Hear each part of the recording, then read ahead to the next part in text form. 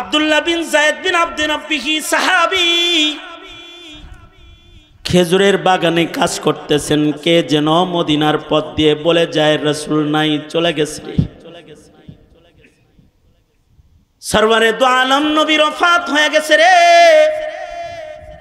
খবরটা শোনার সাথে সাথে আব্দুল্লাহ বিন যায়েদ বিন আব্দে রাব্বি খেজুরের বাগানে আল্লাহ পাককে ডেকে বলে, ওগো আল্লাহ, আমার এই চোখ দুইটা, যে চোখ দিয়া পৃথিবীর সবচেয়ে দামি নিয়ামত মুহাম্মাদুর রাসূলুল্লাহ সাল্লাল্লাহু আলাইহি ওয়াসাল্লামকে আমি দেখি, ওগো আল্লাহ, এই চোখ দিয়া যেহেতু আমার সরকার, আমার সরদার মুহাম্মাদুর রাসূলুল্লাহ সাল্লাল্লাহু আলাইহি ওয়াসাল্লামকে দেখা যাবে না, ওগো আল্লাহ, এ চোখ আমি তোমার কাছে আর চাই না, এটা লয়ে যাও গা।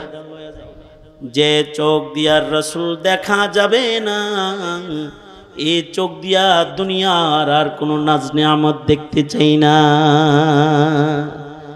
এবং দোয়াটা এমন দোয়ায়ে মুস্তাজাব, এমন ভাবে উনি দোয়া করেছেন, এক দিক দিয়া দোয়া শেষ হইছে, আর এক দিক দিয়া আল্লাহ তাআলা ওনার চক্ষু দুইটাকে অন্ধ করে দৃষ্টিশক্তি নিয়ে গেছে। রাসূলকে দেখাও তো এত ইমানি এক কাম। কাব ইবনে মালিক বলেন, রাসূল আমারে নাই দেখলো, আমি তো নবীরে দেখতে পারি, তাই যাই মসজিদে। 40 দিন হয়ে গেল। 40 দিন পরে আল্লাহর রাসূল আমাকে ডাকলেন। ভাবলাম কোনো সুখবর হবে নি, কিন্তু কাছে যাওয়ার পরে আল্লাহর রাসূল বলে, কাব ইবনে মালিক শোনো, এতদিন পর্যন্ত তোমার বিবি 40 দিন তোমার সাথে কথা বলেছে, আজ থেকে বিধান আরো কঠিন হয়ে গেল, নিজের বিবিকে তাড়াতাড়ি বাবার বাড়ি পাঠায় দাও, একা থাকবা। কাব ইবনে মালিক বলে, এতদিন পর্যন্ত দুঃখের কথা বলার মতো একজন ঘরে ঘরণী আমার ছিল, কিন্তু আজকে সেও নাই। শুধু আল্লাহর রাসূলকে এটা আমি জিজ্ঞাসা করলাম, ওগো আল্লাহর নবী, এমনি বাবার বাড়ি পাঠায় দিব নাকি তালাক দিতে হইব? সরকার বললেন, তালাক দিতে হবে না, এমনি পাঠায় দাও। হযরত কাব ইবনে মালিক বলে, বউটাও ঘর থেকে চলে গেল, এবার আমি একলা ঘর। কাব ইবনে মালিক বলে, আমার টেনশন হলো, এখন যদি আমার মৃত্যু হয়ে যায়, আমার মরণের খবর বলার জন্য, শোনার জন্য একটা মানুষ মদিনায় নাই।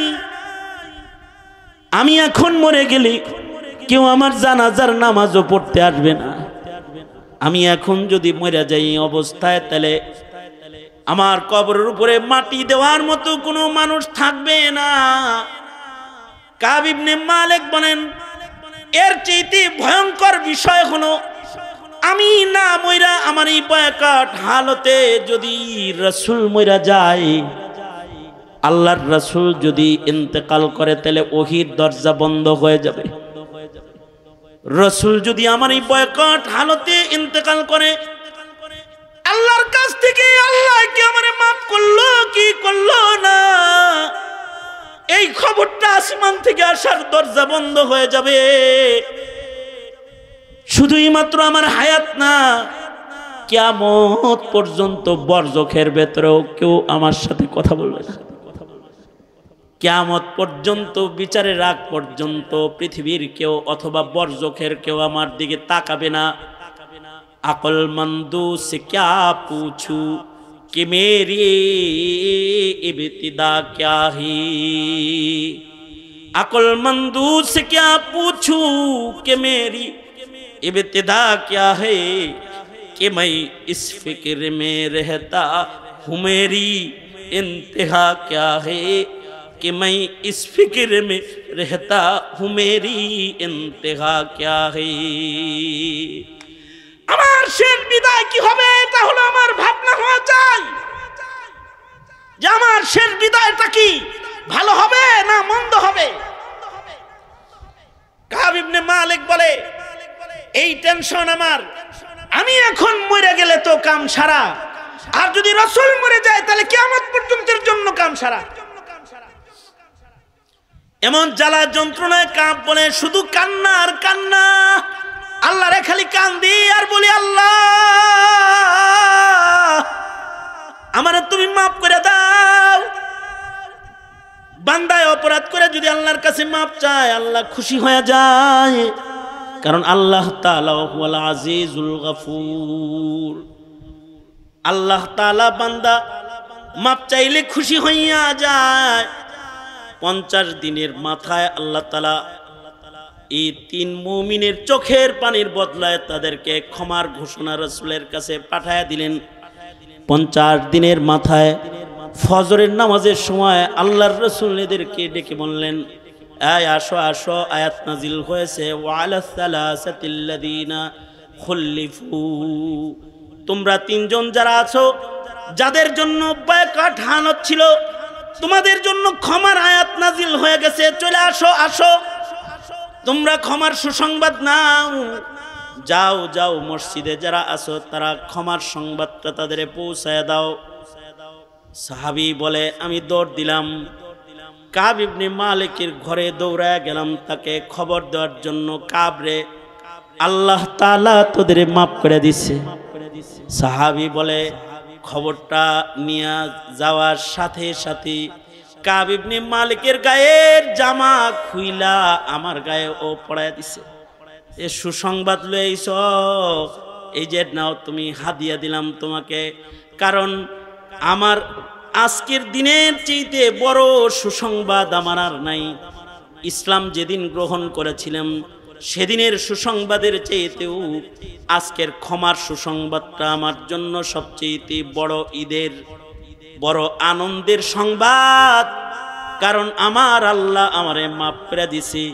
এই সংবাদের চাইতে বড় সংবাদ আমার জন্য আর নাই। জাতি ক্ষমা করবে আগে পিছে, যারা অপরাধী, অপরাধ জগতে যারা রাজ করেছে তাদের বলবো, কাব ইবনে মালিক, হিলাল ইবনে উমাইয়ার মতো অন্ধকার ঘরে চোখের পানি ফেলে রবের ক্ষমা নেওয়ার চেষ্টা করো। মরার আগে রবের ক্ষমা নেওয়ার চেষ্টা করো। রব যদি কারোর অপরাধকে ক্ষমা না করেন, তাহলে তার বিদায় বড় ভয়ঙ্কর, তার কবর বড় ভয়ঙ্কর। এই কারণে এই হায়াতের মূল্যবান সময়, এই সময়গুলোকে শুধু আয়েশ রং তামাশায় না কাটিয়ে ইবাদতের ভেতরে কাটাইবার কিছু ভাবনা, কিছু চেতনা, কিছু অঙ্গীকার আমাদের জীবনে জরুরত আছে না নাই? জোরে বলেন। এই অঙ্গীকারগুলো করায় উম্মতের উলামায়ে কেরাম জাতিকে। সুতরাং আলেমও দরকার আছে, এই অঙ্গীকার করারও দরকার আছে, জাতিকে দোজখের আগুন থেকে বাঁচাইবারও দরকার আছে, ঠিক না ঠিক? তাহলে এই মাদ্রাসার পাশে থাকবেন তো ইনশাআল্লাহ? ইনশাআল্লাহ থাকবেন তো ইনশাআল্লাহ? দুনিয়ার সবচেয়ে দামি জায়গা হলো দামি মসজিদ, যেখানে এই জায়গাটা দুনিয়ার সবচেয়ে দামি জায়গা। দামি জায়গা মক্কাতুল মুকাররমা, জায়গার ভেতরে সবচেয়ে দামি জায়গা মক্কাতুল মুকাররমা। মক্কাতুল মুকাররমাতে পৃথিবীর শ্রেষ্ঠ ইবাদতের ঘর আছে, যেই ঘরটা বানানোই হয়েছে ইবাদতের জন্য। গোটা দুনিয়ার মানব গোষ্ঠীর জন্য ওই ঘর বানানো হয়েছে, ওখানে মসজিদ। আর মক্কাতুল মুকাররমার এই জায়গাটায় মসজিদে হারামে বাইতুল্লাহর ছাদের উপরে সেকেন্ডে সেকেন্ডে, মুহূর্তে মুহূর্তে 120টা করে রহমত নাজিল হয়। আল্লাহর রাসূল বলেছেন, এই রহমতগুলো ভাগ করে ইকো বন্ধ করে দে, এই রহমতগুলো ভাগ করে আল্লাহ তাআলা 60টা রহমত যারা এই বাইতুল্লাহকে তওয়াফ করে তাদেরকে দান করে। 60 লিত তাইফিন, 40 লিল মুসাল্লিন, 120 রহমতের 40টা রহমত যারা নামাজ পড়ে কাবার দিকে ফিরে তাদের দান করে। কাবার সামনে করে যারা দাঁড়ায় যায়, সারা দুনিয়াতে যত মানুষ কাবার দিকে ফিরে দাঁড়ায়, এরা সবাই ওই রহমত পায়। আর যারা বাইতুল্লাহ তাকায়া দেখে, কাবা তাকায়া দেখে, যারা 20 লিন নাযিরিন, যারা বাইতুল্লাহ চেয়ে দেখে তাদেরকেও 20টা রহমত দান করা হয়। কাবা ঘর বাইতুল্লাহ, কারণ ওখানে আল্লাহ পাওয়ার লেগে যায়। নিসবতের কারণে বস্তুর মূল্য হয়, অর্থাৎ কোনো জিনিসের দাম যদি বাড়াইতে হয় তাহলে দামি আমল দামি জিনিসের কারণে কম দামি জিনিসের মূল্যও বেড়ে যায়। এরকম মসজিদুল হারামের পরে সবচেয়ে দামি জায়গা হলো মদিনাতুল মুনাওয়ারা, সবচেয়ে দামি। মক্কাতুল মুকাররমা কেমন দামি? মক্কাতুল মুকাররমা মসজিদুল হারামে কেউ যদি কোনো ইবাদত করে তো তাকে লক্ষ গুণ সওয়াব আমলনামায় দান করা হয়। অর্থাৎ 1 রাকাত নামাজ পড়লে সওয়াব হইল লক্ষ রাকাত। সুবহানাল্লাহ। আগামীকালকে বললেন কত রাকাত? 1 লক্ষ রাকাতের সওয়াব। কতটুকুন জায়গায় পড়লে 1 লাখ রাকাতের সওয়াব? শুধু মসজিদে হারামে না, না, টোটাল হুদুদে হারামের ভেতরে যত বাড়ি ঘর আছে সব জায়গার নামাজের মূল্য বেশি। কারণ মহিলারা মসজিদে নামাজ পড়লে ফজিলত বেশি না ঘরে নামাজ পড়লে ফজিলত বেশি? অর্থাৎ কোনো মহিলা হজ্জে বাইতুল্লাহতে গেছে, হুদুদে হারামের যে কোনো জায়গায় তার থাকার হোটেল বা বাড়ি একেবারে হুদুদের কাছাকাছি বাড়িতে থাকে, শুধু তওয়াফ করতে আসে। পুরুষ যে আছে সে মসজিদুল হারামে বসে বসে যেমন সওয়াব কামাই করে রাকাতে রাকাতে, হুদুদে হারামের ঘরে বসে বসে মহিলা রাকাতে রাকাতে লক্ষ রাকাতের সওয়াব আমলনামায় তার জমা হইতে থাকে, তার আমলনামায় সওয়াব জমা। জায়গাটার এত দাম, মাটিটার এত দাম যে এই জায়গার হুদুদ সীমানা নির্ধারণ করেছেন আল্লাহর রাসূল। এটা হুদুদে হারাম, এটা হুদুদে হারাম, এই দক্ষিণ দিক থেকে এটা হুদুদে হারাম, এর ভেতরে কোনো বেঈমান প্রবেশ করতে পারবে না। যার মুখে কালিমা নাই তার এই জমিনের উপরে পা রাখার অধিকার নেই। এই কারণে হুদুদে হারামের গেটে গেটে সাইনবোর্ড দেওয়া আছে যে সাবধান, কালেমাওয়ালা ছাড়া কেউ কিন্তু এই এরিয়ার ভিতরে ঢুকবে না। এটা মক্কাতুল মুকাররমা, এটা বালাদে আমিন, ওয়াহাদাল বালাদিল আমিন। এটা নিরাপদ নগরী মক্কাতুল মুকাররমা। এটায় কোনো বেঈমান এখানে প্রবেশ করবে না। এটা শুধুই মাত্র তাদের জন্য যাদের মুখে আছে লা ইলাহা ইল্লাল্লাহ, লা ইলাহা ইল্লাল্লাহ মুহাম্মাদুর রাসূলুল্লাহ। এই কালিমাওয়ালারা খালি ঢুকবা, কালিমা ছাড়া যারা তাদের এই শহরে ঢোকার অনুমতি নাই। এই এরিয়ার ভেতরে, সীমানার ভেতরে কোনো প্রাণীকেও মারা জায়েজ নাই, মশা মাছি মারা জায়েজ নাই। এত মূল্য এই টোটাল হারামের এরিয়াকে আল্লাহ তাআলা দান করেছেন। মদিনাতুল মুনাওয়ারা মক্কাতুল মুকাররমার পরেই সবচেয়ে বেশি দামি, সবচেয়ে বেশি দামি মদিনাতুল মুনাওয়ারা। মদিনাতুল মুনাওয়ারাতেও কেউ যদি নামাজ পড়ে, ফি রিওয়ায়াতিন 50,000 রাকাতের সওয়াব 1 রাকাত নামাজে তাকে দান করা হবে। 50,000 রাকাতের সওয়াব পাবে এরিয়ার ভিতরে ঢুকে ইবাদত করলে। মদিনার দাম এত বেশি কেন? এবার আমাদের আকাবিররা কথা কয়, মদিনার মাটিটার মূল্য আল্লাহর কাছে কেমন? মদিনার মাটি এমন দামি মাটি, মদিনাতুল মুনাওয়ারার মাটির তুলনা দুনিয়ার কোনো মাটির সাথে চলে না। কারণ ওটার ভেতরে আছে জান্নাতের মাটি। সরকার বলেন মা বাইনা বাইতি ওয়া মিম্বরি রাউযাতুম মিন রিয়াজিল জান্নাহ। আল্লাহর রাসূল বলেছেন, আমার ঘর আর আমার মিম্বরের মাঝের জায়গাটা সরাসরি আল্লাহর জান্নাতের বাগানের টুকরা। এই মাটিটার মূল্য এত বেশি, মহান মালিকের কাছে মদিনার মাটি এত দামি মাটি, আল্লাহ পাকের আরশের চেয়েতে আল্লাহ পাকের কাছে মদিনার মাটি যেটা রওজায়ে আতহার নবী পাকের জিসমে আতহারের সাথে লেগে আছে, এই মাটির মূল্য আল্লাহর কাছে আল্লাহর আরশের চেয়েতে বেশি দামি। কেন এই মাটির মূল্য আরশের চেয়েতে বেশি? কেন? এইটা বুঝলেই বুঝে আসবে মসজিদের মূল্য কেন, অথবা এই মাহফিল বাজারের ভেতরে একটা মাহফিল হইতেছে, এটার মূল্য কেন। মদিনার মূল্য এত কেন?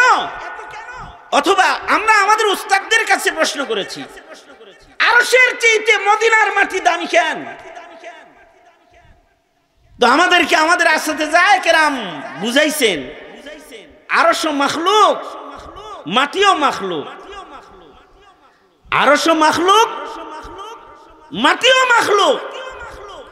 আরশে আল্লাহ পাক সমাসীন, তাই আরশের দাম। মদিনাতুল মুনাওয়ারা মাখলুক হিসাবে, এটা জান্নাতের বাগান এখানে আছে, আর এখানে আল্লাহর পরেই যার বেশি দাম তিনি এখানে আছে। মাখলুক হিসাবে আরশের চাইতে মদিনার মাটির বেশি দাম, এজন্য যে মাখলুকাতের ভেতরে সবচেয়ে দামি মানুষ যিনি, তিনি মদিনার মাটিতে শুয়ে আছেন। কারণ আল্লাহর কাছে আল্লাহর আরশের চাইতেও দামি মুহাম্মদুর রাসূলুল্লাহ সাল্লাল্লাহু আলাইহি ওয়াসাল্লাম। মাখলুক হিসাবে আরশ মাখলুক, মুহাম্মদুর রাসূলুল্লাহ সাল্লাল্লাহু আলাইহি ওয়াসাল্লাম মাখলুক। আরশ দামি এজন্য যে আরশ মাখলুকটার উপরে রহমান মালিক সমাসীন, সুম্মাস্তাওয়া আলাল আরশ, আল্লাহ তাআলা আরশের উপরে সমাসীন, তাই আরশের দাম। আর মাখলুক যেহেতু এটা মুহাম্মদুর রাসূলুল্লাহ সাল্লাল্লাহু আলাইহি ওয়াসাল্লাম তো মাখলুক হিসেবে আল্লাহর পরেই নবীজির মর্যাদা। লা ইউমকিনুস সানাউ কামা কানা হাক্কুহু, লা ইউমকিনুস সানাউ কামা কানা হাক্কুহু বাদাজ খুদা বুজুর্গ তু ই কিসসা মুখতাসার, বাদাজ খুদা বুজুর্গ তু ই কিসসা মুখতাসার। আমার নবী মুহাম্মদুর রাসূলুল্লাহ সাল্লাল্লাহু আলাইহি ওয়াসাল্লাম নবীজির মাখলুকাতের ভেতরে মূল্য হলো বাদাজ খুদা বুজুর্গ তুই। আমাদের নবীজি হলো আল্লাহর পরেই মাখলুকাতের ভেতরে সর্বশ্রেষ্ঠ। তিনি যেখানে আছে সেই জায়গার দাম আল্লাহর কাছে বেশি, কারণ আল্লাহ তাআলা আরশ থেকে সরে গেলে তো আরশেরও মূল্য মাখলুক হিসেবে কমে যাবে। যাই হোক, মুহাম্মদুর রাসূলুল্লাহ সাল্লাল্লাহু আলাইহি ওয়াসাল্লাম মদিনায় আছেন, সঙ্গত কারণে মক্কাতুল মুকাররমার যেমন হুদুদ আছে, মদিনার ওই রকম হুদুদ আছে। আল্লাহর রাসূল এই মদিনার শহরের জন্য দোয়া করেছেন। মদিনার হুদুদ নির্ধারণ আছে, নবীজি নির্ধারণ করে দিয়ে গেছেন এবং বলে গেছেন, এই দামি শহর মদিনা আমার মদিনা, এখানে যদি কেউ গাছ লাগায় তাতেও আল্লাহ তাআলা তার উপরে খুশি হয়ে যাবে। সাবধানের পাতাও ছিল না, মদিনার গাছ পাতাকেও লতা পাতাকেও মুহাব্বত করা ঈমান। মদিনার পাহাড়কে মুহাব্বত করা ঈমান। মদিনায় এমন পাহাড় আছে যারা আল্লাহর জান্নাতি। মদিনায় এমন কবরস্থান আছে আশা করা যায় ও গুরুস্থানের সব মাইয়িত আল্লাহর জান্নাতি। জান্নাতুল বাকি মদিনায় আছে। সরওয়ারে দু আলম নবীর রওজা আতহারের পাশে কবরস্থান জান্নাতুল বাকি মদিনাতুল মুনাওয়ারাতে আছে। এই জান্নাতুল বাকির মাইয়িত যারা হবে আশা করা যায় তাদের কবরের আযাব হবে না। মদিনার মাটির ভেতরে আল্লাহ তাআলা কবরের আযাব জ্বালাইবেন না, দোজখের আগুন জ্বালাইবেন না। মক্কাতুল মুকাররমা যেমন বালাদে আমিন, মদিনাতুল মুনাওয়ারাও বালাদে আমিন। এ কারণেই দাজ্জালের মতো শক্তিশালী ফিতনার আগমন যখন হবে, দাজ্জাল সব জায়গায় ঢুকতে পারলেও আল্লাহর রাসূল খবর দিয়েছেন দাজ্জাল এত ক্ষমতা নিয়ে আসার পরেও মদিনায় প্রবেশ করার ক্ষমতা দাজ্জালের হবে না, মদিনায় ঢুকতে পারবে না। দাজ্জালের ক্ষমতাটা কেমন হবে যে এক হাতে পানি আর এক হাতে আগুন নিয়ে আসবে। আশ্চর্য অবস্থা হলো, তার ভয়ে যে পানি গ্রহণ করবে সে দোজখে চলে যাবে, আর যে আগুন গ্রহণ করবে আল্লাহর ভয়ে, দাজ্জাল কি ভয় পায় নাই, আগুনের ভিতরেই ঢুকে পড়ছে, আগুন গ্রহণ করেছে, তো সে এই আগুনটা এটা সে জান্নাতে ঢুকে যাবে, জান্নাতের রহমতের পানির ভিতরে ঢুকে যাবে সে। এই রকম আজব ক্ষমতা দিয়া যে দাজ্জালকে আল্লাহ তাআলা মাটিতে পাঠাইবেন, এই দাজ্জালও মদিনায় প্রবেশ করতে পারবে না। কতটা আমন সালামতের শহর মদিনাতুল মুনাওয়ারা। এত দাম এ মদিনার কেন? এখানে ঘুমিয়ে আছেন, শুয়ে আছেন মুহাম্মদুর রাসূলুল্লাহ সাল্লাল্লাহু আলাইহি ওয়াসাল্লাম। এই কারণে মদিনায় শুয়ার ইবাদত দোয়া করাটাও এটা একটা নবীজির মুহাব্বতের ঈমান। এই কারণেই হযরত ওমর সারা জনম দোয়া করেছেন, আল্লাহুম্মা রযুকনি শাহাদাতান ফি সাবিলিক, আল্লাহুম্মা রযুকনি শাহাদাতান ফি সাবিলিক ওয়াজআল মাউতি ফি বালাদি রাসূলিক। ওগো আল্লাহ, আপনি আমাকে শহীদি মওত দান করেন এবং আপনি আমার মরণটা মদিনার পাক শহরে দান করেন। ইমাম মালিক রহমাতুল্লাহি আলাইহি মদিনায় ঘুমানোর জন্য জীবনের শেষ ভাগে হজের সফর পর্যন্ত ক্যান্সেল করে বসে আছেন। উনি চান যে মদিনার বালাদে আমিনের ভেতরে ওনার কবরটা যেন হয়ে যায়। এ কারণে জীবনের শেষ ভাগে ইমাম মালিক মদিনার বাইরে যায় নাই। মসজিদগুলো দামি এ কারণেই যে এই মসজিদগুলোর সম্পর্ক বাইতুল্লাহর সাথে আছে। ইব্রাহিম আলাইহিস সালাম কাবা নির্মাণ করে অবশিষ্ট মাটি ছুঁড়ে মেরেছিলেন, যেথায় যেথায় পড়েছে মসজিদ হবে, মাদ্রাসা হবে। মসজিদ এই মাটির সাথে বাইতুল্লাহর তাআল্লুক আছে। এ কারণেই বাইতুল্লাহে বর্ষিত রহমতগুলো মসজিদের ছাদে ছাদে চলে যায়। যারা মসজিদে ঢুকে রহমত তাদের মাথায় চলে যায়, ইমামের মাথায় যায়, ইমাম থেকে মুয়াজ্জিনের উপরে যায় নামাজের মাধ্যমে। মুয়াজ্জিনের ডান পাশে যে দাঁড়ায় সে রহমত পেয়ে যায়, বাম পাশে যে দাঁড়ায় তারপরে সে রহমত পেয়ে যায়। এই রহমতওয়ালা বান্দাগুলা যখন রহমত লয়ে জমিনে পাড়া দেয় তো আল্লাহ তাআলা জমিনের উপরে রহমত বর্ষণ করতে থাকে। মুহাদ্দিসিন বলেন, রাউজাতুম মিন রিয়াজিল জান্নার মাটির উপরেও 24 ঘন্টা রহমত বর্ষণ হয়। বাইতুল্লাহর উপরে যেমন 24 ঘন্টা রহমত বর্ষণ হয়, রাউজাতুম মিন রিয়াজিল জান্নার ভেতরেও 24 ঘন্টা আল্লাহ পাকের রহমত বর্ষণ হয়। তো এই মসজিদগুলো দামি কারণ মসজিদের ভিতরের সামান ভালো, মাদ্রাসাগুলো দামি কারণ মদিনায় রাসূল আছেন আর মাদ্রাসায় নবীর রেখে যাওয়া আমানত আছে, কোরআন আছে, হাদিস আছে। এ কারণে মাদ্রাসাকে বলা হয় বাইতুর রাসূল, বাইতুন নবী। আর মসজিদগুলো হলো আল্লাহর ঘর, বাইতুল্লাহ আল্লাহর ঘর। মাদ্রাসা মসজিদ যেমন একটা নিসবতের কারণে দামি, বাজার যেমন দুনিয়া বেচা কেনার নিসবতের কারণে কম দামি। মানুষের ভেতরে কিছু মানুষ আছে তাদের হায়াত নামক মাখলুক পাত্রের ভেতরে নেক আমল বেশি। আরশ যেমন মাখলুক, মদিনার মাটি যেমন মাখলুক, মসজিদ যেমন মাখলুক, মাদ্রাসা যেমন মাখলুক, হায়াত এরকম একটা মাখলুক। খালাকাল মাউতা, মৃত্যু একটা মাখলুক, ওয়াল হায়াতা, হায়াত একটা মাখলুক। আল্লাযী খালাকাল মাউতা ওয়াল হায়াতা, তার মানে হলো হায়াত মাখলুক, হায়াত কে বানাইছে? মৌত মাখলুক, মৌত কে বানাইছে? আল্লাহ বানাইছে। এবং হায়াত নামক এই মাখলুক পাত্রে যার নেক আমল বেশি হবে সে দামি, তার হায়াতও বেশি দামি।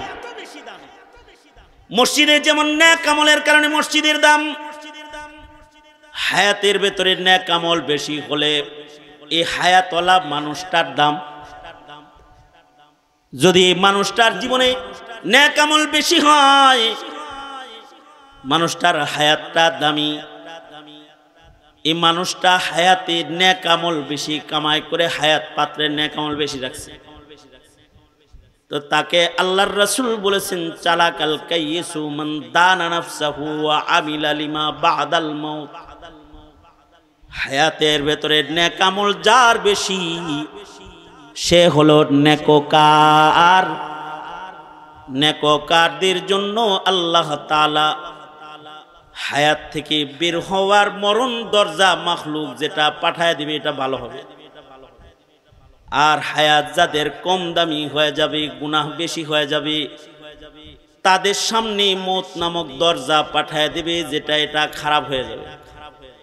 মৃত্যু নামক আখিরাতের জগতে পদার্পণ করার যে দরজাটা আল্লাহ বানাইছেন, এই দরজা দুই রকম বানাইছেন।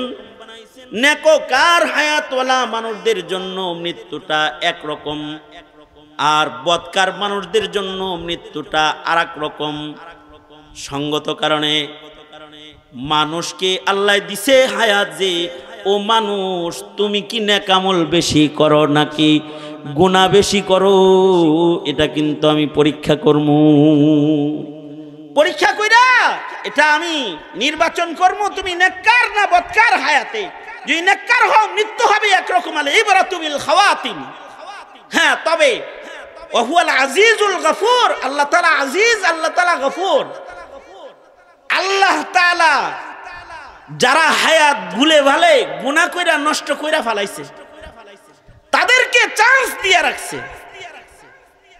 যদি হায়াতের শেষ ভাগেও কেউ বুঝালায় আমি তো হায়াতে 40 বছরে নামাজ পড়ি নাই রে, আমি তো 50 বছরে ইবাদত করি নাই রে, আমি তো কবরে যাওয়ার সময় আমার হয়ে গেল, বার্ধক্যের ছবলে আমি আক্রান্ত, কিন্তু আমি তো সুন্নত দিয়ে নিজের সাজাই নেই, তো এই রকম ভয় আর ভীতি যার ভেতরে আসবে আর মরণের আগে যে তওবা করবে, আল্লাহ পাকের শান হলো আল্লাহ আজিজ, আল্লাহ পাকের শান হলো আল্লাহ পাক গফুর। আল্লাহ তাআলা দয়া কইরা গফুর মালিক, ক্ষমা কইরা এই বান্দার জিন্দেগীর গুনাহ মাফ কইরা মৃত্যুটা তার সুন্দর হিসাবে হাজির করে দিবে যদি মরার আগে কেউ তওবা করে।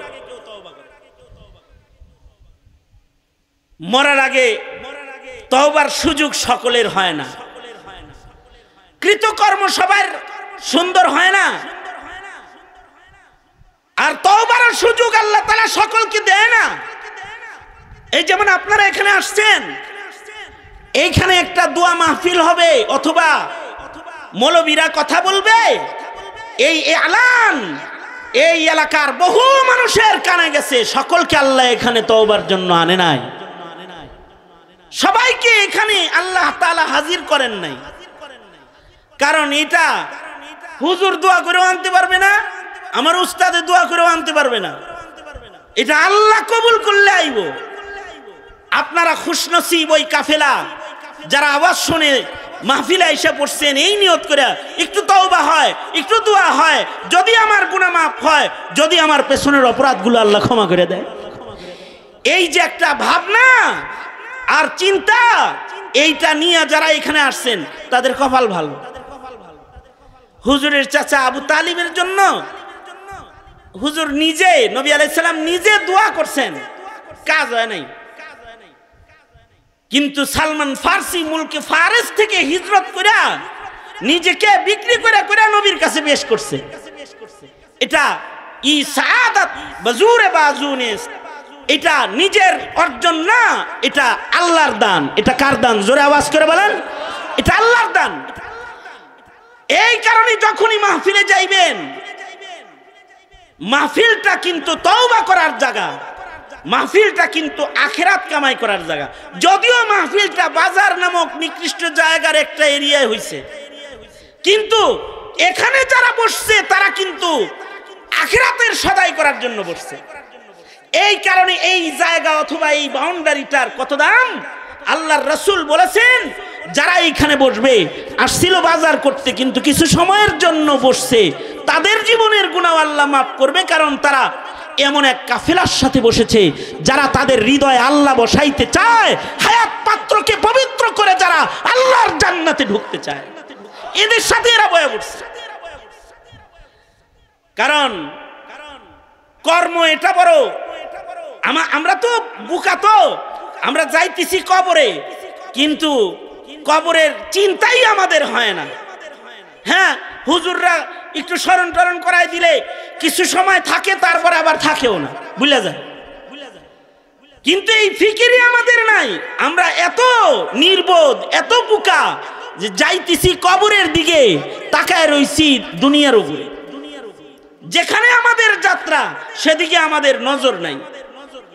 কদম সুয়ে মারকাদ, কদম সুয়ে মারকাদ, नजर सूए दुनिया किधर जाना है और किधर देख रहा है, किधर जाना है और किधर देख रहा है। कदम सूए मरकद नजर सूए दुनिया किधर जाना है और किधर देख रहा है, किधर जाना है और किधर देख रहा है। যাইতেছে কোন জায়গায়, তাকায় রইছে কোন জায়গায়। যাইতেছে কবরের দিকে, কিন্তু তাকায় রইছে চেয়ারের দিকে। যাইতেছে ভারতের দিকে, কিন্তু তাকায় রইছে প্রধানমন্ত্রীর মসনদের দিকে। যাইতেছে কবরের দিকে, কিন্তু তাকায় রইছে টাকার পাহাড়ের দিকে। এই প্রকৃতির লোক যারা, তাদের রাসূল বলেছেন নির্বোধ। কিন্তু হায়াতে যারা আখিরাতের ফিকির ঢুকায়া একটু সময় চিন্তা করবে যে আমি তো মরমু, আমি তো আল্লাহর কাছে যাইমু, আমার একটু ভালো হইতে হইব, আল্লাহর জান্নাতে আমার ঢুকতে হইব, আমাকে আমার মহান মালিককে পাইতে হইব, এমন চিন্তা ভাবনা যারা করবে, আল্লাহর রাসূল বলছেন তারা চালাক। আর এই ভাবনার, এই চিন্তার, এই মুজাকারার জায়গাই হলো এই মাহফিল। যদিও বাজারের ভেতরে এই আমলটা এই জায়গায় হওয়ার কারণে এটার দাম বেড়ে গেছে। কাবা যেমন মক্কায় থাকার কারণে মক্কার দাম বেড়ে গেছে, রাসূল যেমন মদিনায় থাকার কারণে মদিনার দাম বেড়ে গেছে। মানুষ যেমন নেক আমলের কারণে মানুষের দাম বেড়ে যায়।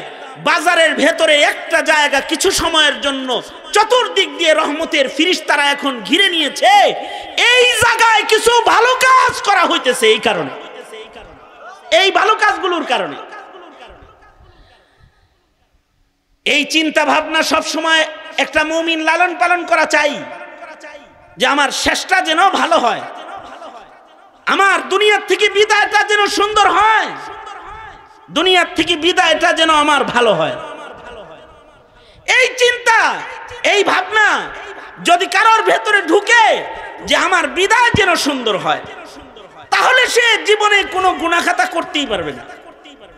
হায়াতের এক ফাঁকেও কোনো পাপাচারকে সে প্রবেশ করাইতে পারবে না, যদি তার পেরেশানি এটা হয় যে আমার আখের সুন্দর হইতে হইবে। কারণ মরণ কখন হবে এইটা তো কারোর জানা নাই। আমগর কি জানা আছে যে আমাদের মরণ কখন হবে? মনে রাখবেন, দুনিয়ায় কই রইলেন আর কোন ঘরে জন্মাইলেন? এমপির ঘরে জন্মাইছেন নাকি প্রধানমন্ত্রীর ঔরসে জন্মাইছেন নাকি বড় নেতার ঘরে জন্মাইছেন? হিসাব কিন্তু আপনার জন্ম কি মুক্তিযোদ্ধার ঘরে আপনার জন্ম কি এমপির ঘরে, মন্ত্রীর ঘরে? এটাই কি হিসাব? হিসাব কিন্তু এটা না। রাজবাড়িতে জন্ম, রাজ চেয়ারে জন্ম, নেতার ঘরে জন্ম, কোটিপতির ঘরে জন্ম, এইটার হিসাব না। হিসাব হলো মরণটা কেমন, এইটার হিসাব। মরণটা কেমন, এটার হিসাব হবে। এইটার দিকে খেয়াল করা হবে যে মরণটা কেমন। আকলমন্দু সে কিয়া পুছু, अकलमंदू से क्या पूछूं कि मेरी इब्तिदा क्या है, कि मैं इस फिक्र में रहता हूँ मेरी इंतहा क्या है, कि मैं इस फिक्र में रहता हूँ मेरी इंतहा क्या है।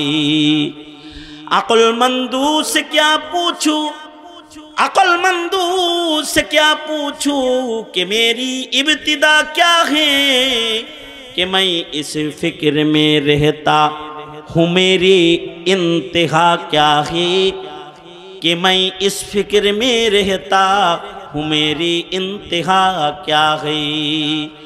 अंतल्लज़ी वलदतका उम्मुका बाकियन वन्नासु हौलका यदहकूना मसरूरा फजहद लिनफ्सिका इद यकूनु बाकियन फी यौमी मौतिका ज़ाहिका व मसरूरा। যেদিন তুমি প্রথম এসেছিলে ভবে, কেঁদেছিলে তুমি একা, হেসেছিল সবে, এমন জীবন তুমি কররে গঠন, মরণে হাসিবে তুমি, কাঁদিবে ভুবন। কিছু কিছু মানুষ আছে, এরা যদি এখন মরে, এদের জানাজা পড়ার মানুষ তালাশ করে পাওয়া যাবে না, পাওয়া যাবে না।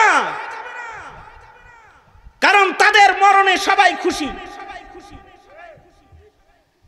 জানাজা পড়তে হইতো না কেউ। আখের আঞ্জাম যেন এমন ভয়ঙ্কর হয়ে না যায়, যার যার জায়গা থেকে সে তার আখের আঞ্জামকে সুন্দর করার মেহনত করো। কারণ শেষ ভালো যার, সব ভালো তার। কোন জায়গায় বসেছিলে এটাও হিসাব না। সুইস ব্যাংকে কত কোটি টাকা রাখা মরছো, এটাও হিসাব না। কয় দেশের রাজা বাদশাহী করেছো, এটাও হিসাব না।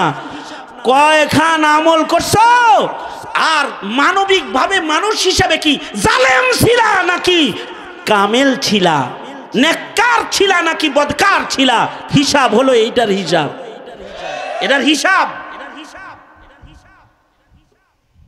এ কারণে আমরা তো হায়াতের আয়েশ আরাম এটার দিকে খুব নজর, কিন্তু মরণের সময় কি হবে এইটার খেয়ালই আমাদের নাই, এটার খেয়াল আমাদের নাই। এইটার খেয়াল যারা জীবনে করেছে তারা টাকাওয়ালা হয়েও টাকাকে ধরে রাখতে পারে নাই। এইটার খেয়াল যারা করেছে তারা রাজ সিংহাসনে বসে থেকেও কারোর উপরে জুলুম, যারা জুলুম করতে পারে নাই। এইটার হিসাব যারা করেছে তারা অনেক বড় শিক্ষিত হয়েও নিজেকে মিটায়া দিতে তারা দ্বিধাবোধ করে নাই, তারা দ্বিধাবোধ করে নাই। এইটার হিসাব যারা করেছে, যেমন হযরত আবু বকর, উমর, উসমান, আলীর মতো মানুষ, যাদেরকে রাসূল জান্নাতের বাশারাত দিয়েছেন দুনিয়াতেই, তারাও তাদের বিদায় চিন্তায় এত ব্যস্ত ছিলেন, ব্যতিব্যস্ত ছিলেন যে তারা তাদের এত বড় উঁচু মাকামে বসা থাকার পরেও তারা তাদের বিদায়ের চিন্তায়, মরণের চিন্তায় অস্থির থাকছেন, মরণের চিন্তায় পেরেশান থাকছেন। হযরত উমরের মতো মানুষ, হযরত উসমানের মতো মানুষ, যাকে বলা হয় গনি, অসংখ্য টাকার মালিক, অগণিত পয়সার মালিক, কিন্তু পয়সা ধরে রাখতে পারতেন না আল্লাহর ভয়ে। একদিনেও এমন সাদকা করতেন যে ওনার একদিনের সাদকায় দুর্ভিক্ষ শেষ হয়ে যেত। বন্যার্ত মানুষ যারা আছে তাদের ত্রাণের কার্যক্রম চলতেছে এখন সারা বাংলাদেশ ব্যাপী। ভিক্ষুকরা পর্যন্ত 5 টাকা 10 টাকা নিয়ে দান বাক্সে ফেলতেছে মানুষকে দেওয়ার জন্য। আর ওইটা একটা জমানা ছিল যখন ভিক্ষুকের টাকা নেওয়া লাগতো না, একজনের সদকা কইরা দুর্ভিক্ষ শেষ করে দিত। হযরত ওসমান একা সদকা করেছে, মদিনার দুর্ভিক্ষ শেষ হয়ে গেছে। কেন? আল্লাহর ভয়। রাজ সিংহাসনে বসা, এ কারণে নিজের ক্ষমতা এর দাপট দেখাইতে পারে নাই। আদা জাহানের খলিফা হযরত উমর, কিন্তু দাপট দেখাইতে পারে নাই। রাতের অন্ধকারে আটার বস্তা, চালের বস্তা কাঁধে করে ঘুরে বেড়াইছে, মরণের চিন্তায়, হাসরের চিন্তায়, আখিরাতের চিন্তায়। উম্মুল মুমিনিন হযরত আয়েশা সিদ্দিকা রাদিয়াল্লাহু আনহার মতো মানুষ মরণের চিন্তায় টাকা পয়সা ঘরে রাখতে পারেন নাই। আমিরে মুআবিয়া রাদিয়াল্লাহু আনহু 1 লক্ষ দিরহাম হাদিয়া দিবেন, সকাল বেলায় দিবেন, সন্ধ্যা হওয়ার আগে এটা উম্মুল মুমিনিনদের কাছে বন্টন করে দিবেন। উম্মুল মুমিনিন যারাই এটা পাইছেন, ওনারা সন্ধ্যা হওয়ার আগে বাকি মানুষদের হাতে হাতে পৌঁছায় শেষ করে দিচ্ছেন। আব্দুল্লাহ ইবনে আব্বাস রাদিয়াল্লাহু আনহু 1,80,000 দিরহাম একসাথে হাদিয়া দিছে। ইফতার হওয়ার আগে পুরাটা বিলীন করে ফেলছে। যখন মাগরিবের আজানের রক্ত হয়েছে আর ওনার কাছে খাবার আনতে বলেছে, ইফতার করবে, খাদেমায় শুকনা রুটি এনে দিছে। আর কয় এত টাকা আসলো, কয়টা টাকা কি ইফতার করার জন্য রাখা গেছিল না?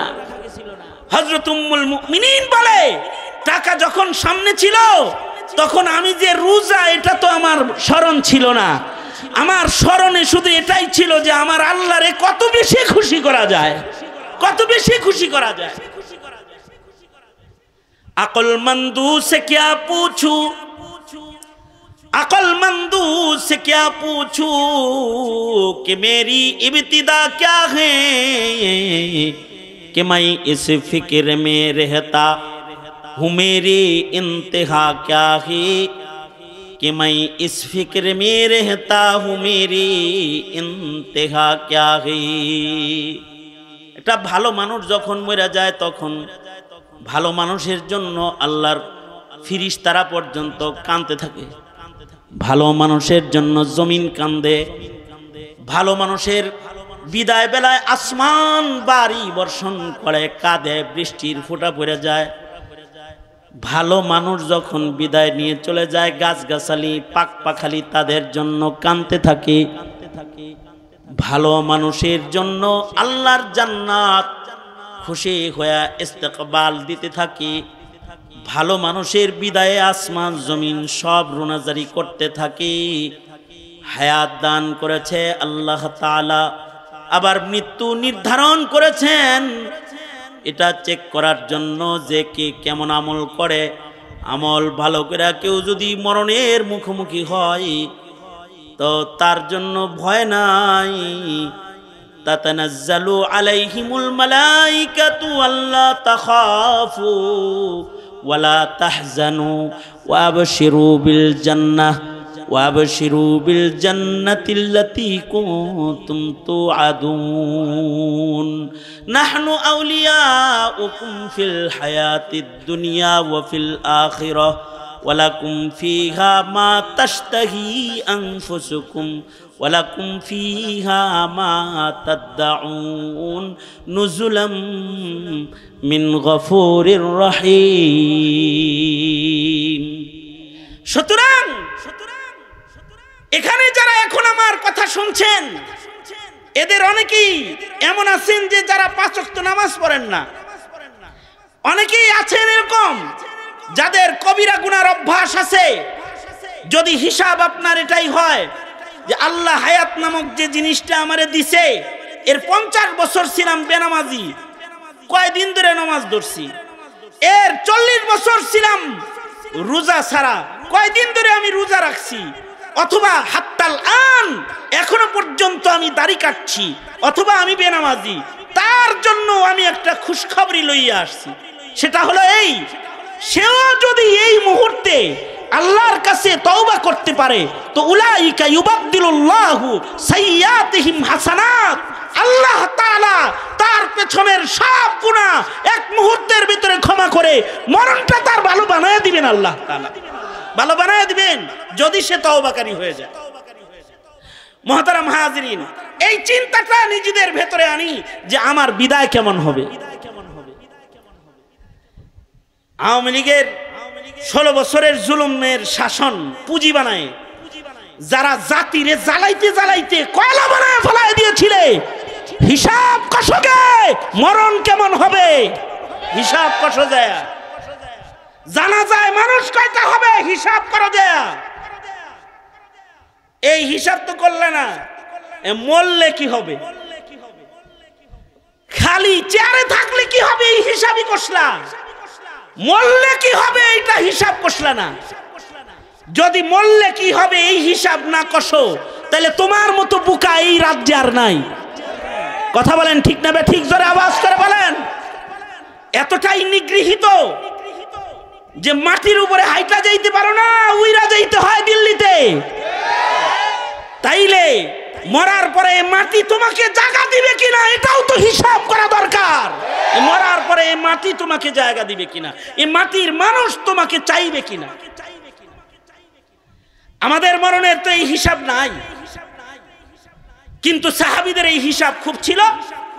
পরিপূর্ণ সবটুকুন বলতে পারবো না। তবুকের যুদ্ধ আল্লাহর রাসূল 9:30 মাত্র 5-7 মিনিটের ভিতরে আলোচনা শেষ করে দেবে, এজন্য লম্বা কোন যাইব না। তবুকের যুদ্ধ আল্লাহর রাসূল সাল্লাল্লাহু আলাইহি ওয়াসাল্লাম 950 মাইল দূরে যাইবেন যুদ্ধ করতে। কত মাইল? হ্যাঁ, 950 মাইল দূরে যাইবেন। 30,000 সাহাবী একসাথে যুদ্ধ করার জন্য যাইতেছে। মদিনায় মুসলমানের সংখ্যা তখন এমনই। আল্লাহর রাসূলের নির্দেশ ছিল ফলের মৌসুম, কেউ ঘরে থাকতে পারবে না, সব যুদ্ধে যাইবা। অর্থাৎ তোমরা কি খেজুরকে মালরে বেশি মহব্বত করো নাকি আল্লাহরে বেশি মহব্বত করো? পরীক্ষা ছিল এটা। আল্লাহর রাসূল আহ্বান করলেন, 30,000 সাহাবী সবাই যুদ্ধে অংশগ্রহণ করার জন্য বের হয়ে গেল। আল্লাহর রাসূল সাল্লাল্লাহু আলাইহি ওয়াসাল্লাম সকলকে যেতে বললেন। মুনাফিকরা গেল না যে এত দূরে যাবো কেমনে, এত কষ্ট। মুনাফিকদের ভিড়ে 3 জন মুমিন ফেসে গেল, কাব ইবনে মালিক, হিলাল ইবনে উমাইয়া, মুরারা ইবনে রাবিয়া রাদিয়াল্লাহু আনহুম। এই 3 জন ফাইসে গেলেন। এই 3 জন চিন্তা করলেন নবীজি দল লয়ে যাইতেছে, যাইতে থাক, আমরা পরে যায় শামিল হব। আল্লাহর রাসূল তবুক চলে গেলেন। যে জিজ্ঞেস করলেন কাব ইবনে মালিক আসেন নাই, আসে নাই? সাহাবীরা বলল দুনিয়ায় ধরছে, খেজুর বাগানে ধরছে, এ কারণে আসে নাই। আল্লাহর রাসূল সাল্লাল্লাহু আলাইহি ওয়াসাল্লাম যুদ্ধ শেষে মদিনায় প্রত্যাবর্তন করে ফেললেন। কাব হঠাৎ করে খবর পেল যে রাসূল আয়া পড়ছে। ওনার কিন্তু যাওয়ার নিয়ত ছিল, যাই যাই যাই যাই করে আর যায় না। আল্লাহর রাসূল ফেরত চলে এসেছেন, খবর পেয়ে গেলেন। এবার যখন নবী ফেরত আইতেছে, এখন তো আর বের হওয়ার কায়দা নাই। যুদ্ধ শেষ, ফেরত আইতেছে, এখন কি আর যাওয়ার কায়দা আছে? উনি চিন্তা করলেন কি কথা রাসূল আসলে আমি বলবো। বুখারী শরীফেও রিওয়ায়াত আছে, হাদিসের কিতাবে কাব ইবনে মালিকের রিওয়ায়াত, নিজে নিজের কাহিনী উনি বর্ণনা করছেন যে আমি কথা বানাইতেছি, নবী আসলে সাজায় গুজায় একটা কয়া দিব যাতে আমার উপরে নবীজি খুশি হয়ে যায়। আল্লাহর রাসূলের আদত মাফিক আল্লাহর নবী মদিনায় ঢুকে মসজিদে নববীতে প্রবেশ করলেন।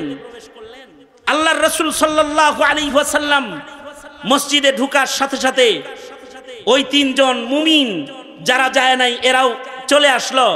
আল্লাহর রাসূল কাবকে বললেন, কাব যুদ্ধে গেলে না কেন? কাব ইবনে মালিক বলে, আমার অনেক কথা বানান না ছিল, যা বলবো নবীজির কাছে। চেহারায় আতহার, নবীজির পাক চেহারা মুবারক দেখার পরে আমার সব বানানো কথা হারায় গেছে, সত্য মুখ দিয়ে ফসকে বের হয়ে গেছে। আল্লাহর রাসূল কোনো কারণ নাই, যাই যাই যাই যাই করে এমনি যাইনি। কোনো কারণ নেই। হযরত কাবকে বলা হয় যে আপনি তো বানায়া কইলেও তো পারতেন। বানায়া কইলে নবীরে নয় খুশি করতাম, আসমানের মালিকরে কেমনে খুশি করতাম? তিনি যদি আয়াত পাঠায় দেয়, যা কইছে সব বানায়া বলছে, আসল না। এ কারণে সাময়িকের জন্য আমি অপরাধী হয়ে যাই, তারপরও সত্য প্রকাশ পেয়ে যাক, সত্যটা প্রকাশিত হয়ে যাক, আমার তওবার সুযোগ এসে যাক। আল্লাহর রাসূল বললেন, যাও নাই যেহেতু, তোমাদের ফয়সালা আল্লাহর কাছে। ঘোষণা দিয়ে দিলেন, এই তিনজনের সাথে মদিনার কেউ কথা বলবে না। এরা সালাম দিলে সালামের উত্তর দিবে না, এদের সাথে লেনা দেনা কেনাকাটা করবে না, এদের সাথে সবাই বয়কট করা হলো। এদেরকে, এই তিনজনের সাথে আমাদের সাধারণ আচরণ বন্ধ আজকের থেকে। কাব ইবনে মালিক বলেন, এবার মদিনার বাজারে ঢুকি, মাঝে মাঝে দেখিনি কেউ কথা কয়নি, কয় আমারে দেখলেই সব অন্যদিকে চেহারা ফিরায়, কেউ আমাকে সালাম দেয় না। কতটুকু অন্যায়, এতটুকু অন্যায় যে আল্লাহর রাসূল সাল্লাল্লাহু আলাইহি ওয়াসাল্লাম যুদ্ধে বেরোইতে বলছেন, বের হয় নাই, বেরোই করে অবহেলা করে বের হয় নাই। এতটুকুন অপরাধের কারণে বয়কট পুরা মদিনায়। বড় বড় অপরাধ যারা করেছে, যারা মুসলমানদেরকে গুলি করে পাখির মতো হত্যা করেছে, যারা মাদ্রাসার আলেমদের জবানে তালা ঝুলিয়ে দিয়েছে, যারা ওয়াজ মাহফিলকে নিষিদ্ধ করেছে, যারা ধর্মচর্চার বাধা হয়ে দাঁড়িয়েছে, যারা আলেমদেরকে জেলখানায় বন্দী করেছে, যারা অত্যাচার করেছে, তাদের অপরাধ কত বড়! আল্লাহর রাসূল যদি থাকতেন তাহলে তাদের যে কি রকম বয়কট করতেন, এটা আল্লাহর রাসূল থাকলে বোঝা যাইত। শুধু এতটুকুন যে যুদ্ধে যাও যায় নাই, তাতেই এই বয়কট, যে তোমাদের সাথে কেউ কথা বলবে না। কাব ইবনে মালিক বলে, মসজিদে যাইতাম, যে নবীজির কাছাকাছি দাঁড়াইতাম, কিন্তু আমি নবীরে দেখতাম নবী অন্যদিকে তাকাইতেন। তারপরও আমি জন মানুষ মসজিদে যাইতাম। হেলাল ইবনে উমাইয়া আর ওনারা দুইজন যারা ছিল, ওনারা শরমে মসজিদে আইতো না, বুড়া মানুষ, এরা দুইজন ঘরেই নামাজ পড়তো। মুরারা ইবনে রবি, হেলাল ইবনে উমাইয়া, ওনারা আইতোই না মসজিদে, শরমে, কেউ কথা কয় না। বুড়া মানুষ শরমে আসে না, খালি ঘরে কান্দে। কিন্তু আমি নওজোয়ান মানুষ, আমি আসতাম, এসে নবীজির কাছাকাছি বসতাম। যদি রাসূল দেখে আমারে, আর যদি আমার সাথে কথা কয়, রাসূল আমারে নাই দেখলো, আমি তো রাসূলকে দেখলাম, আমি তো রাসূলকে দেখলাম, আমি তো নবীকে দেখলাম। এটা যেমন একটা ঈমান, আমি তো আলেমকে দেখলাম, এটাও একটা ঈমান। নবীকে দেখতে পারার চাহিদা সাহাবীদের এত বেশি যে এক নজর দেখতো। নবীরে দেখতে পারবে না, এই বেদনায় আল্লাহরে কয়, আল্লাহ চোখ লাগবে না।